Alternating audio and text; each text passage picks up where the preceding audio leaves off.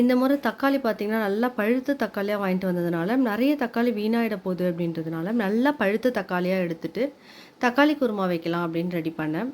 காலையிலேயே எங்க வீட்ல ஃபன் ஸ்டார்ட் ஆயிடுச்சு. தக்காளி குருமாக்கு எதுக்கு வெங்காயம் அப்படி சொல்லிட்டு, இத வச்சு 2 நாள் என்ன ஓட்டிட்டாங்க. தக்காளி குருமா நான் எப்படி வைப்பேன் அப்படின்றத உங்களுக்கு ஷேர் பண்றேன்.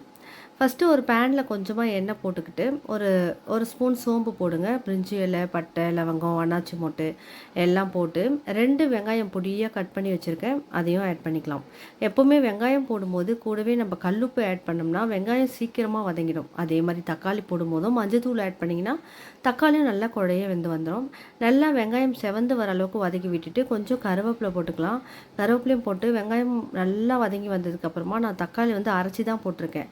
ஒரு 3 தக்காளி அரைச்சி வச்சுருக்கேன். இஞ்சி பூண்டு பேஸ்ட் வந்து எப்போவுமே நான் வெங்காயம் தக்காளி போட்டதுக்கு அப்புறம் தான் போடுவேன். இன்றைக்கி தக்காளி அரைச்சி போடுறதுனால வெங்காயம் போட்ட உடனே நான் இஞ்சி பூண்டு பேஸ்ட்டும் போட்டுட்டேன். என்ன காரணம்னா நீங்கள் வெங்காயம் போட்ட உடனே இஞ்சி பூண்டு பேஸ்ட் போட்டிங்கன்னா அது பேனில் போயிட்டு ஒட்டும்.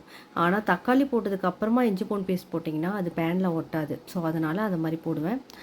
தக்காளி அரைச்சி போட்டுட்டு காரத்துக்கு பார்த்திங்கன்னா மசாலா வந்து நம்ம வீட்டில் அரைச்ச குழம்பு மிளகா பொடி 3 ஸ்பூனு, கொஞ்சமாக மஞ்சத்தூள், அதோட கொஞ்சம் கரம் மசாலா இது 3த்தையும் தான் ஆட் பண்ணி போட்டிருந்தேன்.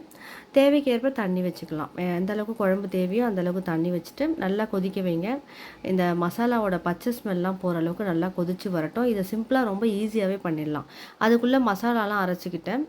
இதுக்கு என்ன மசாலா போட்டேன் அப்படின்னா தேங்காய், கரம் மசாலா, அதே மாதிரி கொஞ்சம் சோம்பு, முந்திரி பருப்பு போடலாம். ஆனால் டிஃபனுக்காக நீங்கள் பண்ணும்போது குருமாவை முந்திரி பருப்பு போட்டிங்கன்னா அதோட டேஸ்ட்டு கொஞ்சம் இனிப்பு டேஸ்ட்டு வரும். அது டேஸ்ட்டாக இருக்கும்.